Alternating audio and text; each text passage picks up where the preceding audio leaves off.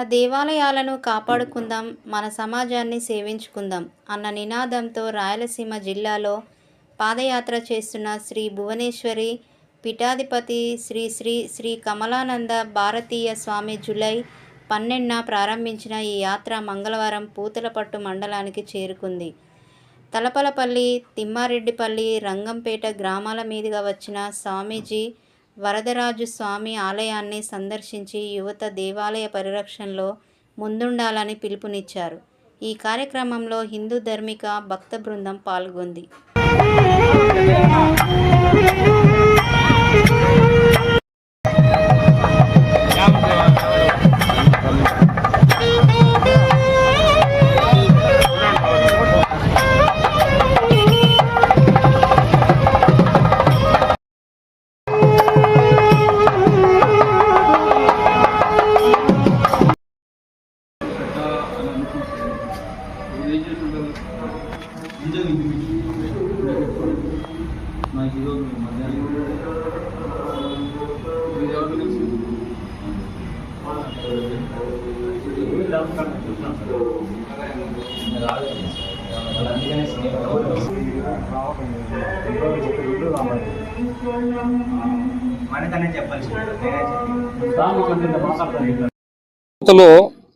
హిందుత్వం పట్ల, ధర్మ ఆచరణ పట్ల ప్రోత్సాహాన్ని కలిగించేటువంటి ఒక మహాపాదయాత్రని తలకోనలో నెల రోజుల క్రితం ప్రారంభం చేశాం.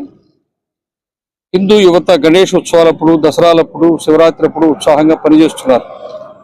అలా కేవలము సందర్భానుసారంగా కాకుండా సంవత్సరం పాటు స్థిరంగా ఎక్కడెక్కడ దేవాలయాలు ఉన్నాయో ఆ దేవాలయాలను కేంద్రంగా చేసుకుని ధార్మిక, ఆధ్యాత్మిక, సామాజిక సేవా కార్యక్రమాలు చేసే విధంగా హిందూ యువతను ప్రోత్సహించడం కొరకు, హిందూ సమాజంలో ఉండే అంతరాలను తొలగించడం కొరకు ఈ పాదయాత్ర చేస్తూ ఉన్నాం.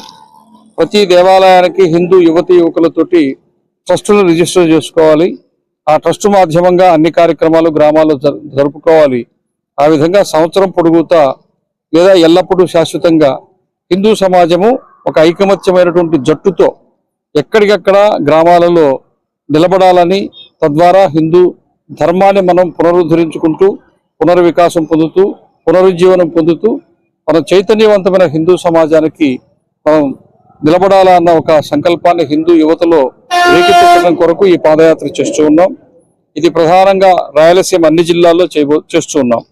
అంటే ఇప్పుడు చిత్తూరు జిల్లా, తర్వాత అన్నమయ్య, సత్యసాయి, అనంతపురం, కర్నూలు, నంద్యాల, కడప, నెల్లూరు, చివరగా తిరుపతి జిల్లాతో ఈ కార్యక్రమం పూర్తవుతుంది. ఫిబ్రవరి మొదటి వారంలో ఒక భారీ హిందూ సమ్మేళనం, ఈ మొత్తం పాదయాత్ర చేసిన అన్ని గ్రామాల నుంచి వేలాది మందిగా భక్తులు అక్కడ తరలి వస్తారు. యువతి యువకులు వాళ్ళతోటి ఒక పెద్ద కార్యక్రమం చేస్తూ ఈ కార్యక్రమాన్ని పూర్తి చేస్తాం.